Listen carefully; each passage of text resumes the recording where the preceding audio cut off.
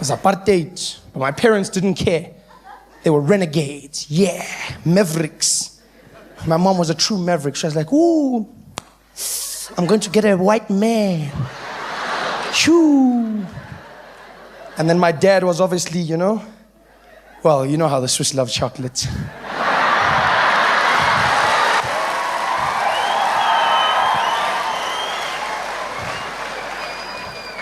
So, they got together, they did the deed.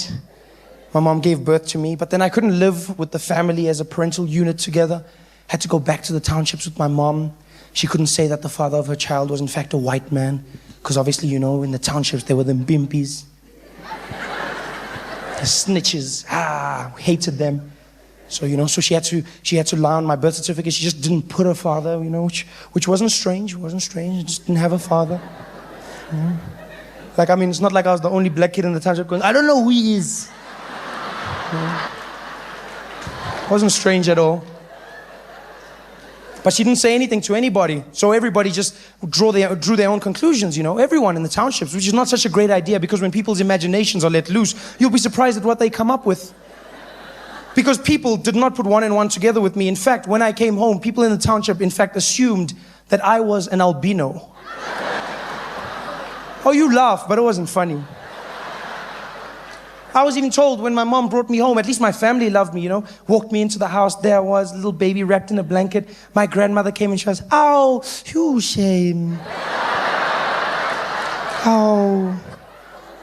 Ooh, you. Little Alpi. No, faghi umbrella, cosa c'è? Faghi umbrella. Faghi umbrella. Yeah, ne? But my family treated me very normal, they really did. It was the people around me that were different. In Orlando East, there was this whole mystic vibe to me all of a sudden. People started speaking. Most people got over it. People that were really interested in me, though, were the other albinos. Yeah, because they keep like a log of everyone that comes in. Boss, 2 more. Okay. Because generally in the township, there's only like 1 albino for every phase, Oh, lo, I say phase 2. Yeah, ngiyamazi.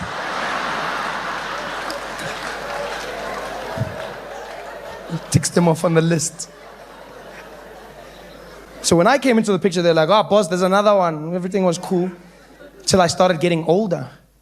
And they started noticing a few differences, especially when my hair grew black. And there was a furore. Everyone was just like, oh, boss, have you seen him? People were like, no, it's not possible. Started following me around. When my mom would walk with me to the taxi rank, they would be there creeping behind us. Check, check, check, check, check, check, check, check, check. I'd always turn around, they'd act natural.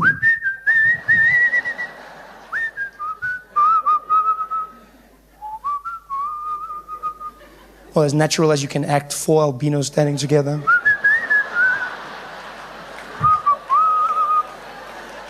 They had their meetings, there they were. Their groups, and they were talking about it. No, before anything else, gents, have you heard? Have you heard? There's one of us, but he's different. What do you mean? He's different. He's got a skin light, just like us, but his head grows black. And he has no problems with the sun. He can walk anytime he pleases. Anytime. He's the one. The day walker.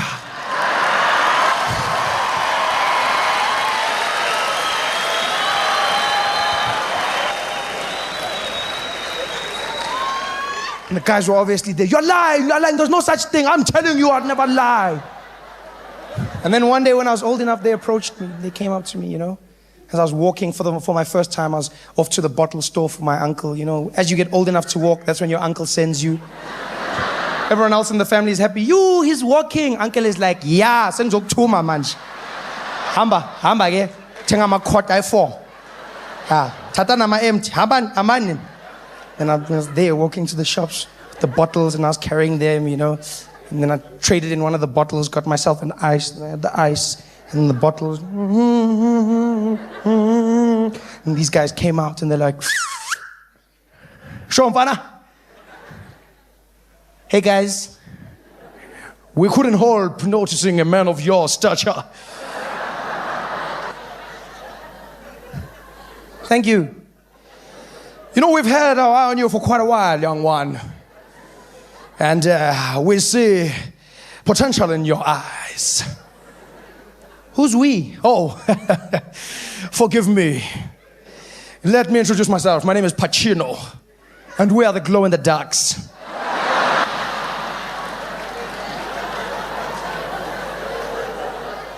And I'm gonna tell you now, boy, I see a bright future in you. We were wondering if you would be interested in joining our small little conglomerate. You know, we just got together and exchange ideas. It really is a melting pot of ideas and exchanges, really. That's why we call it an idea exchange. The pot, we don't know where that came from. But we use it nonetheless. So what do you say? You want to be friends? That's what we say, yes. I want to be friends. Great! That's wonderful news. You hear that, boys? He's going to be one of us. I can see it now, young one. In a few years' time, moving up the ranks within our organization until ending up at the upper echelon of management. Well, count me in. And I joined the crew, and I was one of them. Had my sporty, my not guilty outfit. We used to walk around together. It was cool. The only thing that bugged me was the hours. They always like rolled in, it was just like weird hours, you know. Always had to meet before dawn, you know. Never hung out at midday. Oh, no.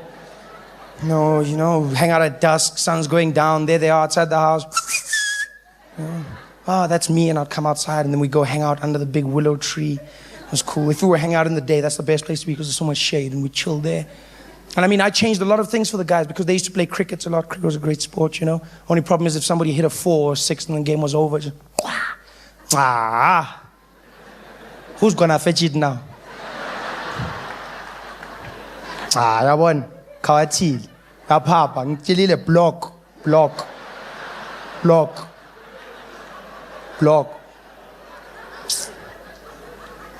Then how was that guy? Was running, getting the ball. Yeah! Guy, you know, having a good time. Did all the things that you could do where you didn't look strange, you know, if you were like wearing a hat. So we played all those kinds of games. One of our favorites was Cowboys and Robbers. Ooh, that was great. Who were those guys? Yeah. Wandering around, you know, playing the games. I was always the steering. Which was the starring, in case you're wondering. So I was the steering there. I'd always play Clint Eastwood. My favorite line of dialogue. Choo-wee-wee-oo. Womp, womp, womp.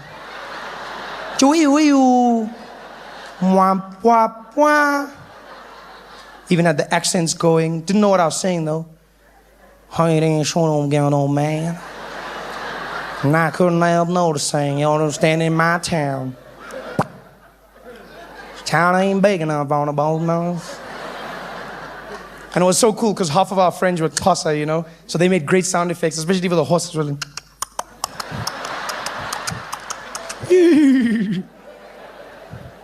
Unfortunately, their gift was a curse because they'd always mess up the dialogue. We'd have cool scenes with the gun battle, standing there, wee wee woo, womp womp womp. And like Snowflake, he was the smallest. He'd always play the tumbleweed.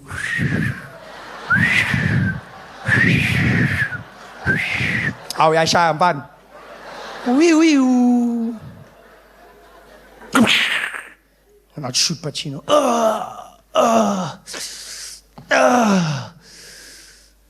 Skin on shit, my man, shit, he man. Shmang. I'd be like, oh man, I didn't want to have to do this to you, brother. What do I tell your mother?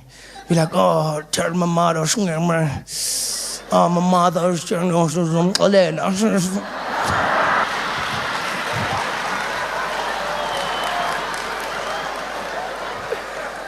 oh man, it was so much fun. And then I'll never forget the year that it came, 1990, the end of apartheid. F.W. de Klerk came out and he was like, no more. Very bad, sorry. See you on Tuesday. Everyone in the streets lost their minds. People were cheering, yeah! My family was no different. They had a huge party for me. My mom put up a banner in our small little kitchen there. Now Trevor's coming out party. Everyone was having great. There was cake, there was juice for all. My uncle came in, drunk out of his mind. Just refused to wear shirts, walking in topless. There he was. What's happening here? Hey, what's happening? I was like, Uncle Velile, it's my coming out party. And he was like, yeah, you were gay. I said, no, Malume, I was an albino. And he's like, you're a gay albino. Yo, you strong, huh? No, Malume, I'm colored now. I wasn't, leave it. We had the cake and we had a good time together.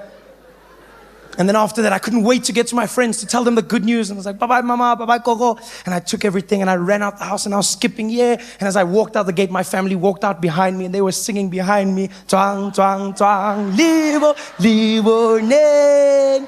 Wana utwana lili kalati. Shine, shine. And I skipped down the road there. I was so happy, smiling at everyone. Yeah, yeah, Kalat, yeah. Kalat, yeah. I was that kid running down the street, you know, so cool. Ran there, my friends were under the willow tree as always, chilling around, just standing with the cricket bat, Pacino was. Yeah, the ball was there on the side of the road. I was watching it, hungry eyes. I ran there, I was like, hey, gents, DW. Yeah, Orlando ball, and I took the ball and I came running with it. Yay! And I was like, guys, I've got good news. And they were like, what is it? And I realized I wasn't an albino anymore. So I couldn't be part of you, know? What is it, DW? What's eating you up? I said, oh, wow. I've got bad news, guys. Bad news, what happened? It's like, it's really bad. Snowflake was like, yo, klopalua ming. Like, no, it's worse than that. But Chino was like, yo, Nivea is out of stock again. Damn it. It's like, no, guys, no. No, it's nothing to do with that. It's nothing to do with that, guys. It's just, I don't know how to tell you this, but I'm not an albino.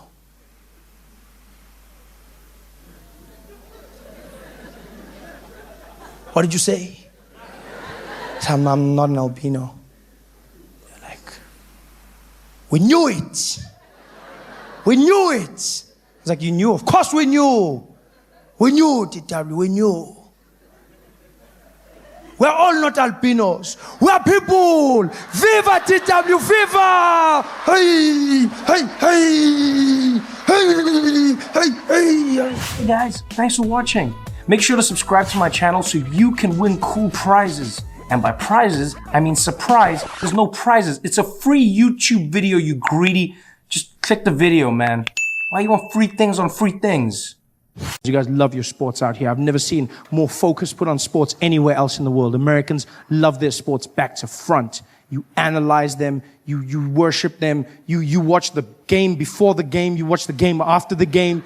You talk about what might happen in the game, you talk about what's happening in the game, and then you talk about what happened in the game and what could have and might have but didn't happen in the game.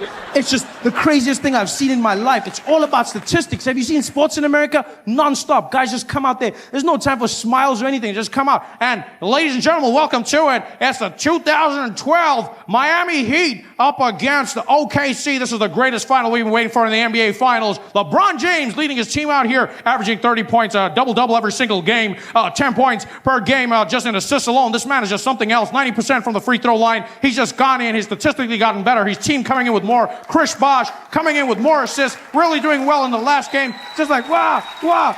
Numbers, stats.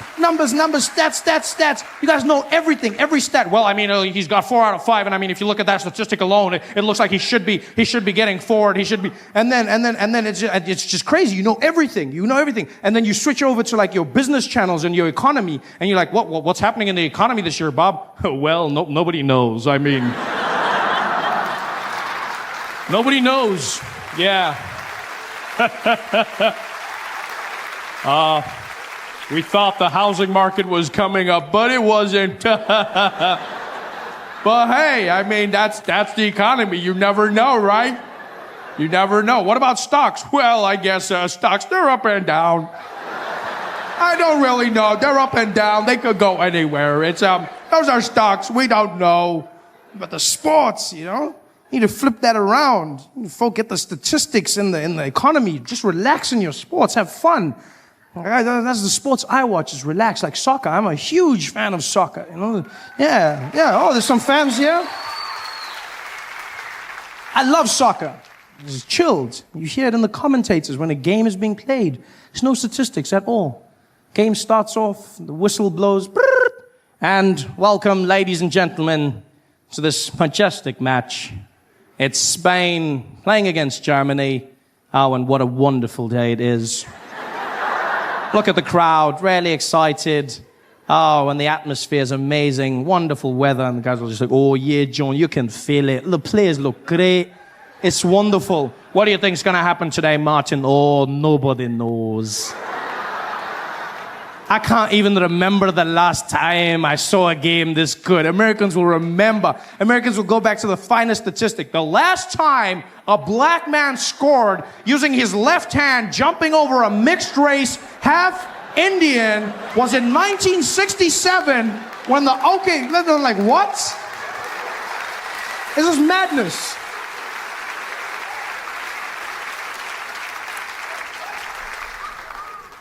It's all about action in the sports as well, you know? As much action as possible. That's all about action in America. As are so action-focused, you will take the ball away from the other team if they do not give you enough action. I've never seen that in my life. That's a horrible way to bring people up. You go to the other team, you go, hey, you guys, you take the ball. And you've got 24 seconds to get the ball in that net. 24 seconds. And if you don't do it, we're going to give the ball to the other team. You hear me? We're going to give the ball to the other team. Yeah, we know there's a lot of black guys. You try to get past them. That's up to you. Go! 24 seconds later. Bah! You guys, you try. All about action, you know? Because America's different. It's different from the rest of the world.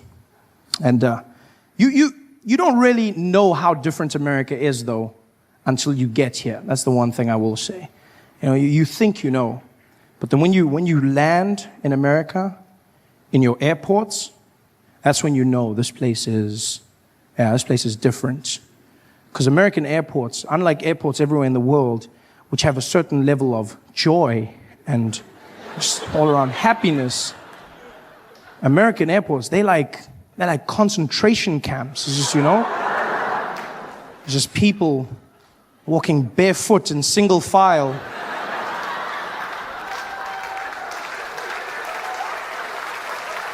Oh, it's no joke. There's even signs that say, no jokes. You know, and you're like, really? That's just insane. You walk through those airports and you have to do things in American airports you don't do anywhere else in the world, you know? Like you have to take your shoes off. Your shoes come off. And you don't know this as a foreigner, but they don't care. They're like, yo, take your shoes off. I'm like, my what? Your shoes, take them off. I'm like, why? For safety, sir. I'm like, I'm keeping them on for your safety, my friend. You don't do this anywhere. I remember flying into Dubai one year, and as we get into the airport, this woman, an American woman, started taking off her shoes and those guys. I mean, you must understand, when you're in the Middle East as a woman, you're already a sin. And now to be taking your clothes off in public, these guys lost their mind. They were just like, Khalere, what are you doing? What are you doing? Yo, what are you doing? She's like, I'm taking my clothes off. They're like, no, what are you doing? She's like, I'm taking them off. Why are you taking your clothes off? She's like, so the machine works. She's like, no, this is a machine, not your husband. You don't need to get naked. Put your clothes on and walk through, you whore. You don't do it anywhere else. But then you come out here, you have to take off your shoes and you have to take your jacket off to walk through the metal detector. And they are mean about it. They will shout to you. They're like, you, take it off. And you don't know what to take off. You don't take it off anywhere else, so you don't know what to take off.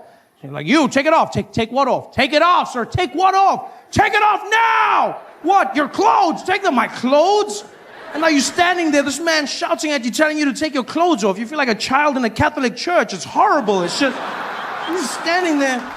I mean, I understand the need for security, but they don't need to shout at you. At least, if they tried to be nice, maybe if they chanted instead of shouting, instead of take it off, if they were like, take it off, you'd be like, yeah, woo, security, safe and sexy. They don't. This is a harrowing experience as you come in. And the worst is when you have to go through passport control. Oh, as Americans, you don't feel the pain, but as a foreigner, it's a whole different game. As Americans, you walk through to the US citizens line, and they welcome you back like you on some secret mission. And you're just like, welcome home, sir. You know, when you're a foreigner, you have to wait in a super long line, you know, and then they tease you. The line goes right to the front, and then it comes back, and it comes back, and you finally get there, and you have to wait for that, and, you know, and they're standing there, and the guys are like, sir, come on, sir, step forward, step forward, sir, step forward, forward, back, behind the line, sir, back, get back, sir, get back. You know, it's a stress. You're standing there, and now you have to answer questions. Horrible, like you don't understand. It's the stress, you know. You're standing there, and you don't want to get any of the questions wrong, because just like school, they'll send you back. So you stand there, and you have to answer them into a microphone that's placed strategically low, almost so that you have to bow to the American as you answer every question of his. I ask you these questions you feel like you know the answers to, but when you're there, I mean, I just handed the man my passport, to which he replied, "Is this you?" Never before have I felt so much pressure to look like myself. I was like, I was younger then. It's horrible. And then he starts rattling them off. It's your first time in the United States of America, sir? Yes. Your first time, sir, is that correct? Yes.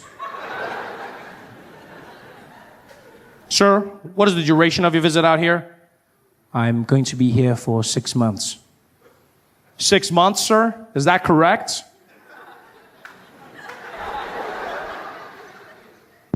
Yes.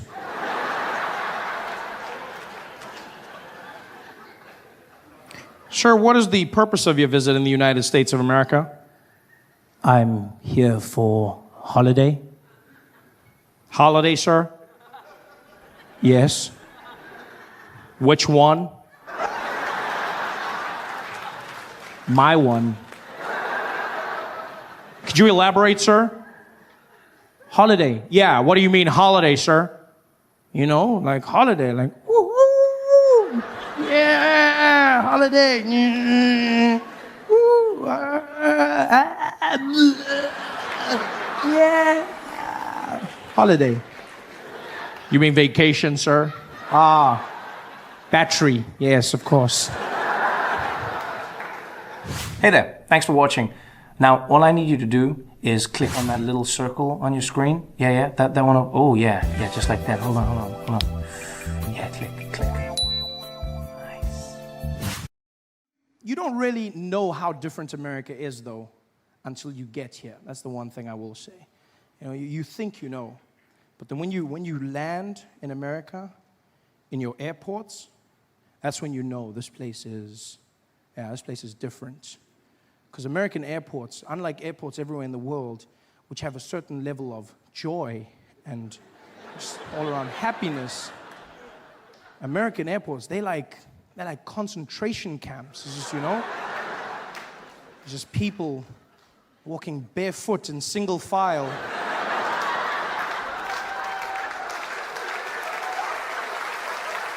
Oh, it's no joke.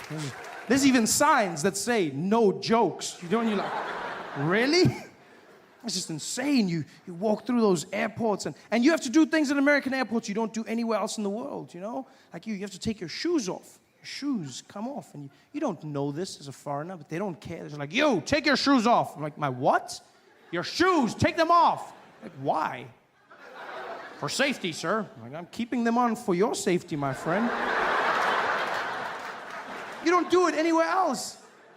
But then you come out here, you have to take off your shoes and you have to take your jacket off to walk through the metal detector. And they are mean about it. They will shout to you. They're like, you, take it off. And you don't know what to take off. You don't take it off anywhere else, so you don't know what to take off. Like, you, take it off. Take what off? Take it off, sir. Take what off? Take it off now! What? Your clothes? Take them, my clothes? And now you're standing there, this man shouting at you, telling you to take your clothes off. You feel like a child in a Catholic church. It's horrible. It's just, you're just standing there. I mean, I understand the need for security, but they don't need to shout at you. At least, if they tried to be nice, maybe if they chanted instead of shouting, instead of take it off, if they were like, take it off, you'd be like, yeah, woo, security, safe and sexy. They don't. It's a harrowing experience as you come in. And the worst is when you have to go through passport control. Oh, as Americans, you don't feel the pain, but as a foreigner, it's a whole different game. As Americans, you walk through to the U.S. citizens line, and they welcome you back like you on some secret mission. And you're just like, welcome home, sir.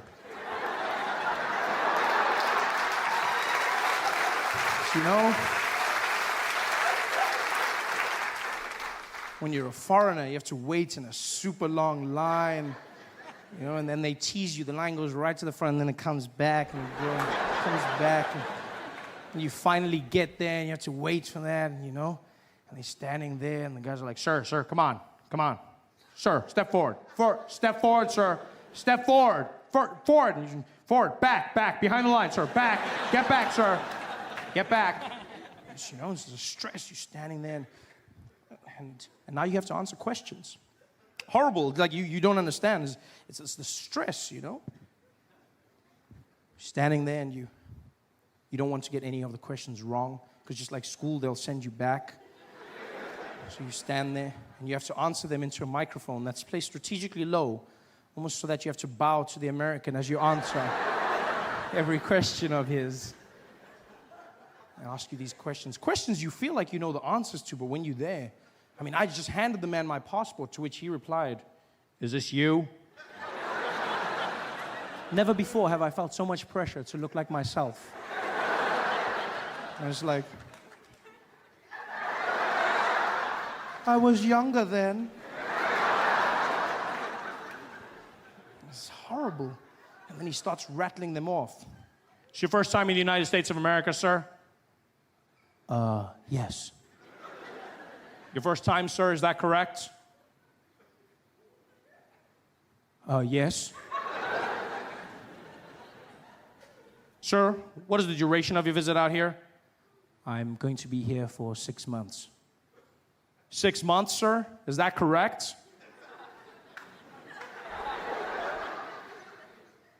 Yes.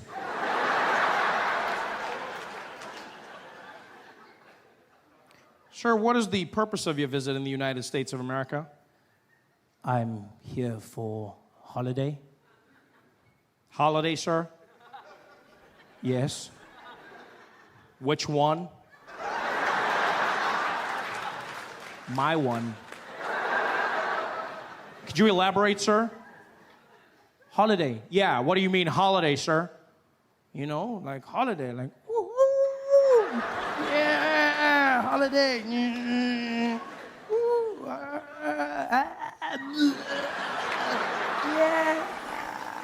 Holiday.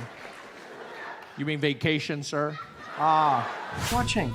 Make sure to subscribe to my channel so you can win cool prizes. And by prizes, I mean surprise. There's no prizes. It's a free YouTube video, you greedy. Just click the video, man. Why you want free things on free things? What happened was, I was doing shows in New York, right? A whole lot of performances. And then one day, in the middle of a show, my voice disappeared. Out of nowhere. I was talking, and then it's gone.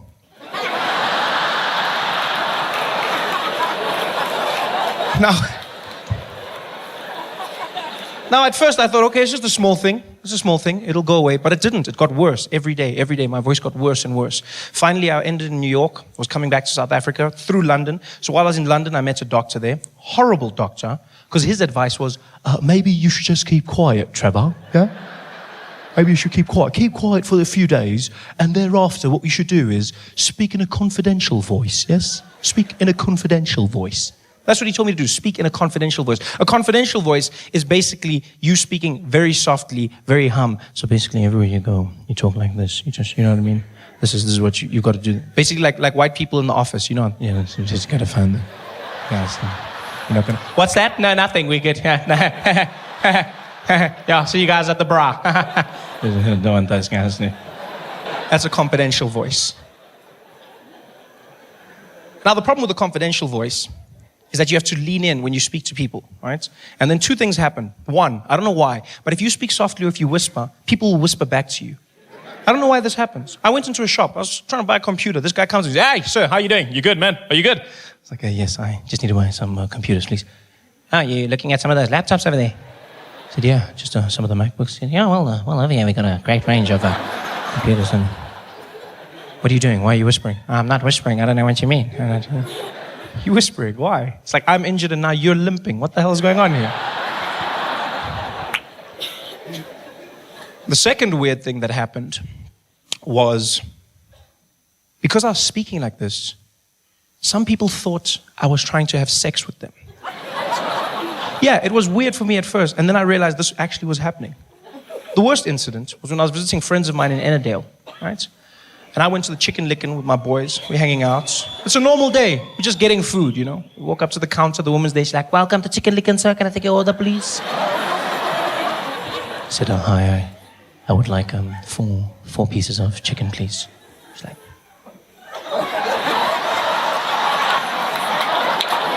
"You want some chicken?"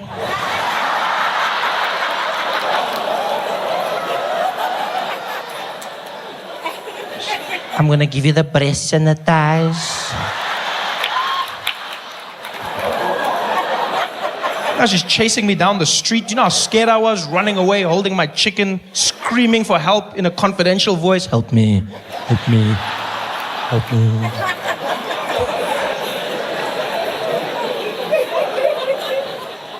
So this clearly didn't help. I come back to South Africa and I meet a doctor here, a voice doctor, who happens to be one of the best in the world. And he does an exam on my voice, finds exactly what I have, hemorrhagic polyp, and he says we have to go in for surgery, which stresses me out. I go, "What? We've got to go in for the surgery?" He says, "Yeah, Trevor, that's not helping. Just stop doing that." So what do you mean? The doctor says, "I don't want to have sex with you, so please stop doing that. We're going in for surgery." Surgery. Surgery? How scared I was now? Surgery. Was stress. The worst thing about the surgery was the process around the surgery. I wasn't allowed to speak for the week before the surgery. And then after surgery, completely silent for 1 month. Right? Yeah, 1 month. No speaking, no whispering, no humming, no coughing or even sneezing. Nothing. You make no sound, otherwise you'll damage the voice after surgery. Yeah. Which seems easy for the first few days, because you think it's fun. You're like, "Oh, I'll just keep quiet. I'll just be a mime."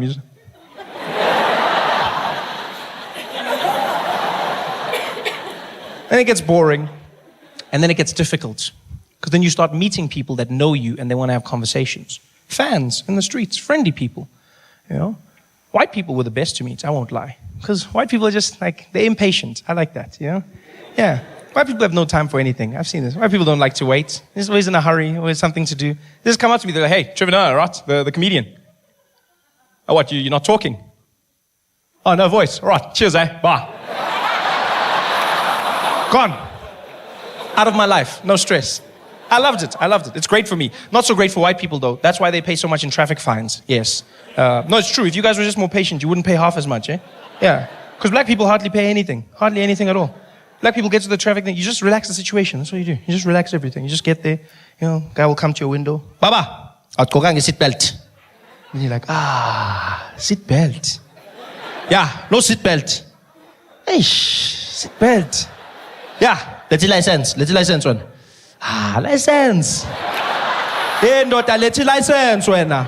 Mfethu license. Seat belt, license. Mfethu license, seat belt. Wena. Mfethu license. Hamba ke, hamba. Just relax it. I've seen white people at roadblocks. They have no patience. They get angrier at the metro cop. They get so angry. It's like he did something wrong. You see them. They get stopped there. So they say, "You were speeding." "Oh, bloody hell, man. You guys are everywhere. Nobody can drive anymore in this place, man." Yes, you guys, every bush. I don't know if it's a bush or a metro cop. What the hell is going on here, man? Yes, you guys, bloody hell. They should start calling you the flora and fauna police, man. What the hell? Guys in the bloody boat. What are you gonna do? Are you gonna give me a ticket or something? No, I was just saying, yeah, bloody hell. I mean, just give me the bloody ticket. Just give it to, okay, you want the ticket? I'll give you a ticket now. Give me the damn ticket. Yeah, just give me the bloody ticket. Yeah, I've got to, and your indicator's not working. 5,000. Just bring it down. Just relax. Just be a bit patient. White people have no patience. None. The complete opposite end of the spectrum. And the people I dreaded meeting when I had no voice was Indians. No. Indians are the worst human beings you will ever meet if you're trying to have short conversations. Because I don't know what it is about Indians, but they're the most inquisitive people you will ever come across in your life. Question after question after question after. It's just like a thing in their culture. They've just got to ask questions. Questions. That's why there's no Indian GPS. You wouldn't get anywhere. You would not get anywhere. You'd be fighting with your card. Take me to Woolworths, please. Why you want to go to Woolworths here, boss? Just take me to Woolworths, damn it. Questions and questions. I met a group of Indian guys one day. It was a Saturday morning. These guys see me. They're very cool, you know. The guy's like, hey, Trevor Noah. Trevor Noah. Hey, what kind, brah? How you doing, man? Check this out, Fazil. Hey, Fazil, you know this, oh, brah? Yeah, the comedian there. Hey, this, oh, we got all your DVDs there, Trevor. Yeah, we bought them at Fordsburg, man. Hey, man, hey, brah, you tops, man. You tops, brah. Hey, you killing the charos there, man. Killing us there, brah. When you doing another show, man? What, you're not talking now? You lost your voice. What happened?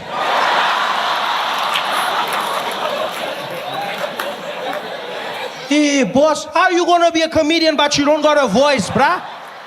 I'm like, yeah, but you're an Indian without a GTI. I mean...